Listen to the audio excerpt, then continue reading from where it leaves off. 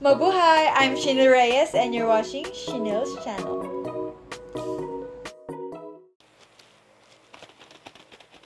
Diba sabi ko sa inyo bibili ako ng another version of J album. So ito, nakita ko to sa TikTok and it's almost, hindi almost, lampas pa nga siya ng half price nung price talaga ng album ni Jay na photobook version.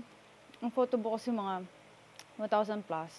Ito talaga, more than half ng price ng, as in, less pa siya sa half ng price ng J album. Like, it's a good deal. Next time, let's see if makakabili pa ako ng keyring. Kasi gusto ko talaga yung keychain ni Jay doon na, sobrang late kong mag-unbox, no? Iniisa-isa ko. Isa-isa ang pagbili. Well, pero gusto ko talaga mabili yung sa keyring. Yeah. Napabili talaga ako nito kasi inisip ko, 2026 pa babalik si Jaeyeon. So, diba? No gastos ako sa mga album talaga. Hintayin ko ang pagbalik ni Jaeyeon.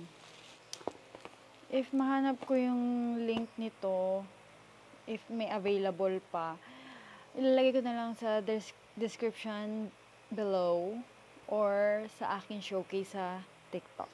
Kasi nagulat ako, sabi ko, bakit ang mura naman niya binibenta? Parang tinadhana sa akin na may kapal. So, this is the photobook version. Ang meron na tayo kung napanood nyo is yung money clip. Kasi nakuha ko dun yung gusto kong photocard ni Jaeyeon, which is yung naka-sunglasses. And dito, gusto ko rin yung naka-sunglasses. Gusto ko rin yun. Or yung isang, wait lang, hindi ko kasi sure kung dito ba yung naka-long sleeve siya na white eh. Hindi ko na kasi matandaan. Ang tumatak talaga sa isip ko is yung naka-sunglasses siya. Oh, ito yung name. Oh my gosh, ang kapal pala nito. So, ito yung name niya, Dayconstay, PH, o Daykonstay, PH. I don't know. Pero ito. Oh, may freebie. Sticker ba to or what? Freebie. Yan. And this is the photo book. Ayan. Sexy bag! Oh my gosh, ang gwapo. So, hindi ko in-expect na ganito kakapal to. Libro yarn.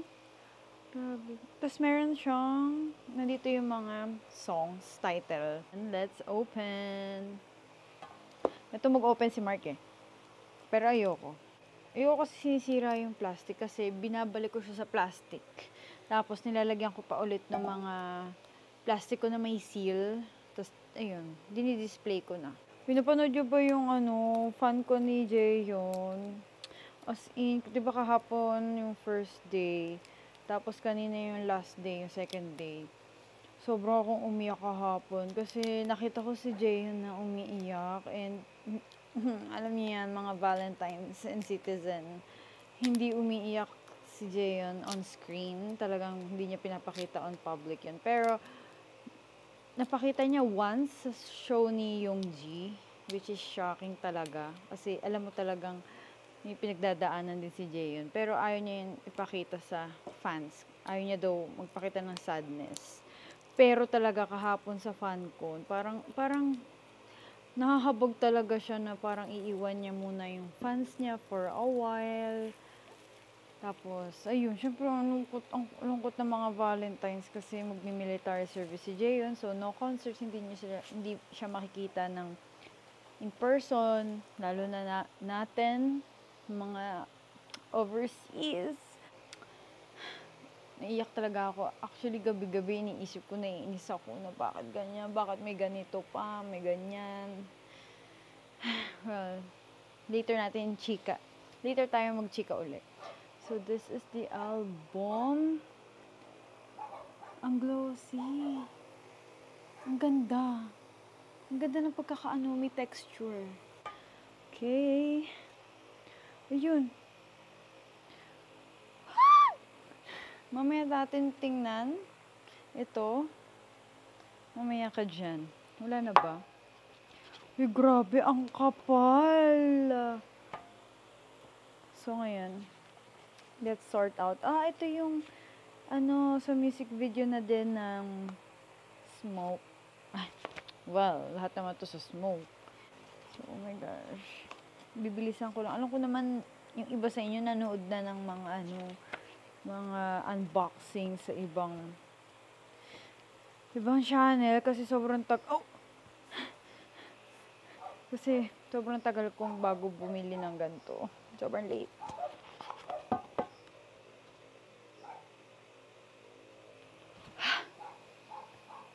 Dang it.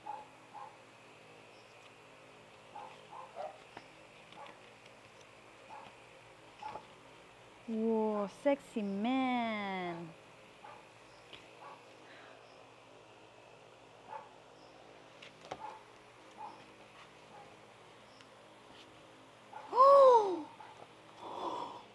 Creep.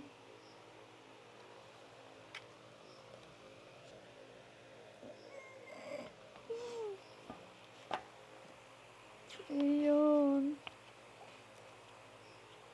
Grabe, sobrang sulit. Sobrang mura ko lang to nabili as in.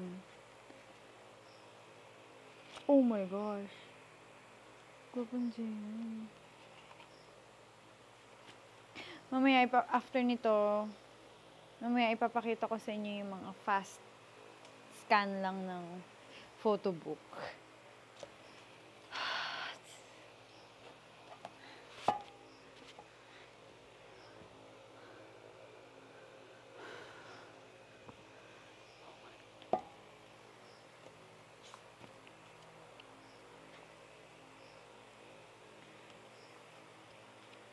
Roses. Yeah. Yeah.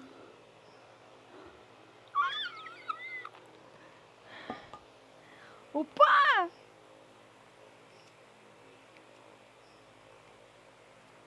Ito. Ay, ito. Ito yung sinasabi kong damit yan na long sleeves na gusto ko ring makuha na photocard niya. Dandelion. Tinitingnan ko kasi yung tatak ng boxer na niya, ginamit. Ang weird. Ang gwapo. Ay, sus ka pa. Hawak ka na naman lemon. Gwapo ni Jane. Ang gwapo ni Jane sa album niya ngayon. Tapos ang gaganda ng mga songs. Saka yung isa pang bago niya single. Tapos tsaka siya aalis. Nakakainis. Ang pogi. Kailan naman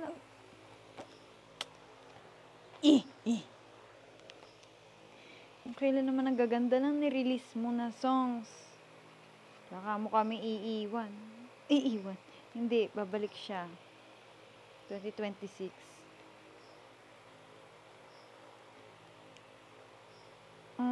Pagkagato mo. Kahit alam mo yung nakatungo siyang ganun. Ay. Pogi mo. Bakit naman na pogi mo eh. Ang boxers naman. Ang pogi. Walang pogi niyo dito. Ito oh. Wait, kita ba? Ayan.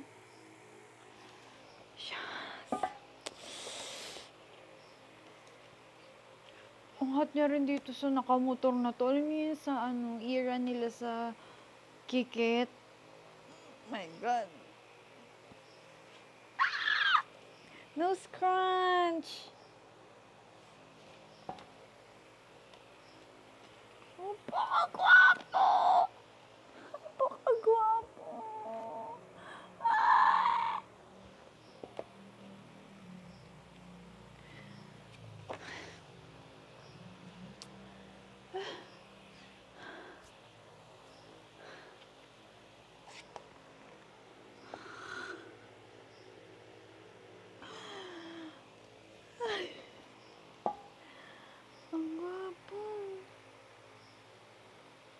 Gwapo mo. Bakit?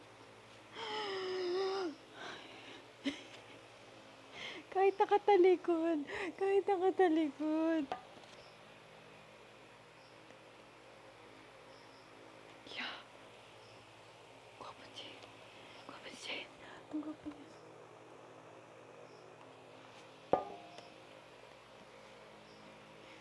Ayun. Ang gwapo niya. Ang ganda pa ng kamay niya talaga. Daig niya pa yung kamay ko.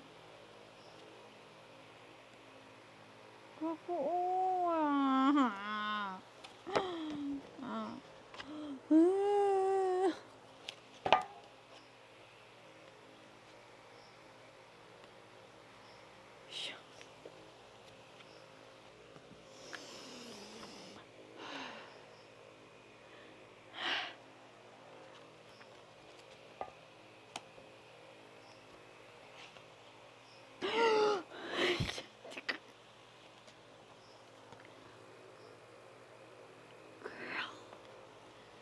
Girl, I've been crashing for two.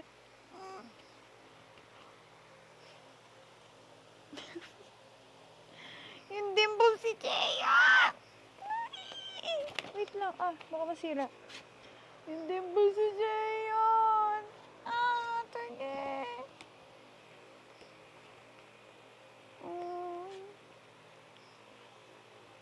Ito yung pinaka-favorite side ko ni Jeyon, yung right side. Gwapo naman siya, front views, left side, right side. Pero pinaka-favorite ko yung right side niya. Like, ako kasi, right side ba to? Ay, gagi, left side. Pero pinaka-favorite kong side niya is right. Ako naman, ayoko nung right ko. Pero, ang gwapo rin pa naman siya. Ito, ang gwapo. You know pa. Gwapo mo. Pinakamadami to. Itong ano siya, yung kita yung boxers. Parang. Konti lang itong naka-leather siya, yung nagda-drive. Ay! Gagi, nahulog. Wala, nakita ko yung photocard! Nakita ko yung photocard. Nga mo na nga. So, ayan, no? So, ayan. Napakagwapo. Ang pogi. Ang pogi mo. Kung gato lang yung maliligaw ko, isa yes. Yes agad. Hindi ka pa bumababa ng kotse. Yes, yes, yes. Super cute nitong super cute nitong kanyang hairstyle dito. Super cute. Nakita ko ito yung photocard. Yun o, super cute ni Jeyon.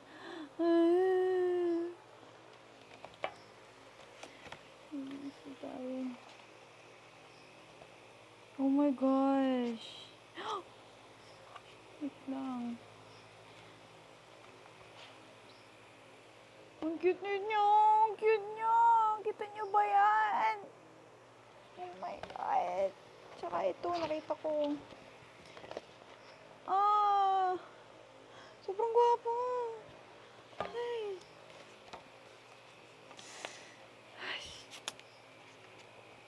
Then, oh my God, yung CD. Ito yung CD niya. Yung pants niya and shoe sa bathtub. Nakita ko na yung photo card. Nahulog kasi siya. So, hindi yun yung minimanifest kong photo card. Pero it's okay. It's still Jeyon. I don't care. It's still Jeyon. So, I might buy the key ring.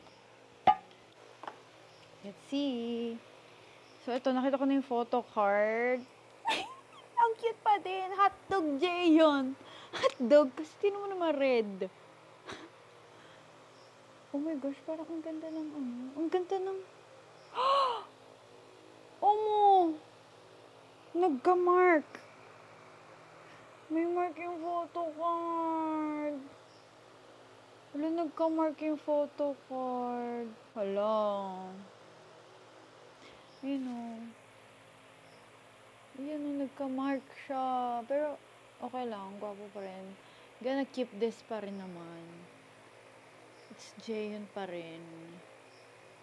Pero yun, may mark siya. Pero hindi naman siya noticeable kung hindi mo igaganon sa ilaw. So this is, parang, ano ba to? Poster, charis. Hindi. Easy come, easy go, yeah. This one.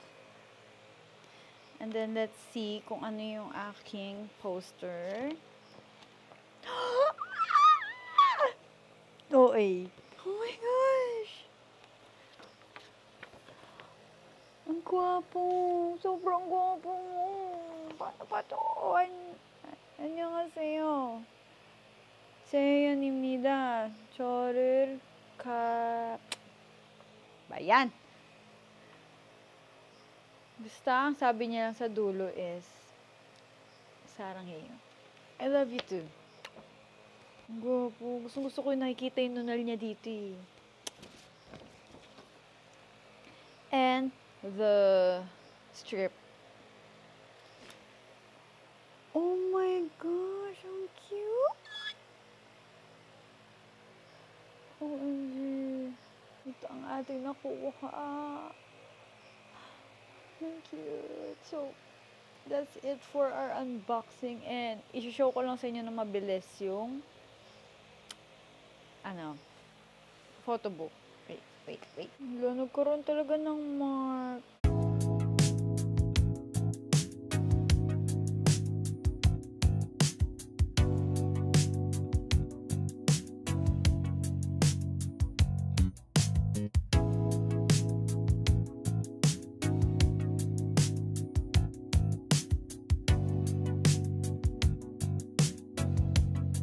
And I'm so happy pa rin sa nakuha ko. Pero talaga, hindi ako makaget over my mark show.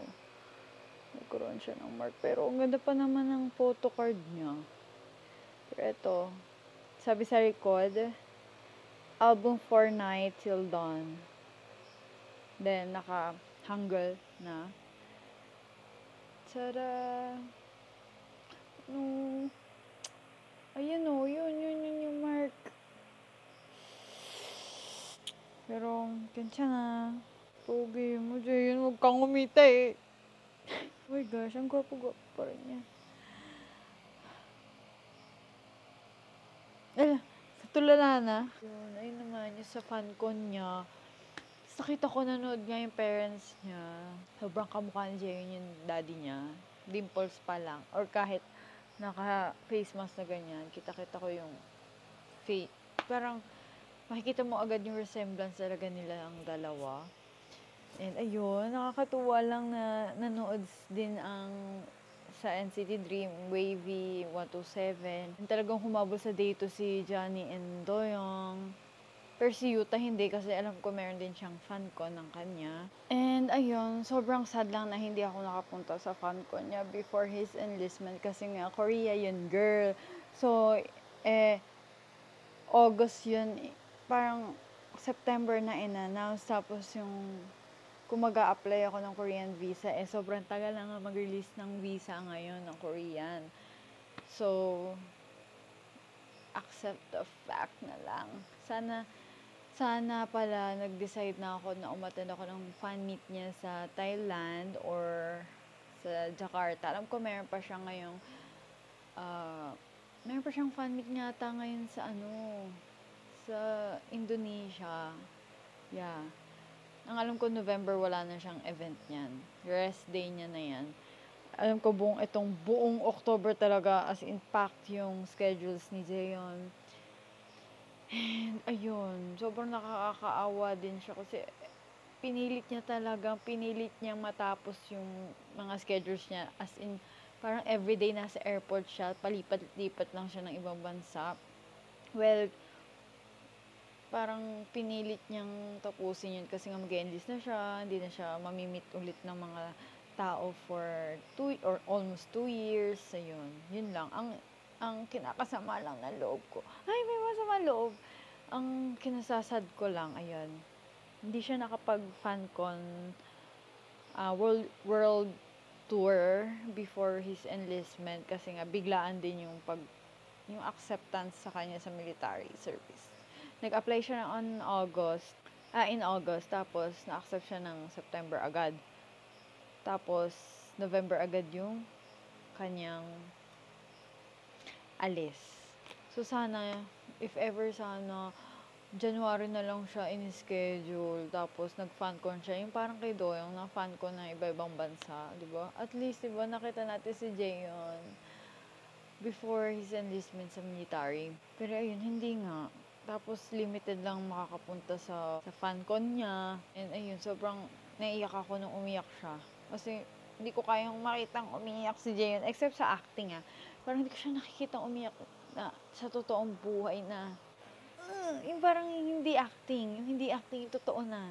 Hindi ko alam anong mangyayari sa November 4. Iyak na naman ako.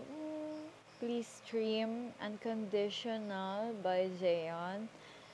And we will wait for you, Zayon Opang. See you in 2026. Kasi 2026, sobrang hot na ni Jaehyun. Sobrang gwapo na niya. Hindi ko na lang alam.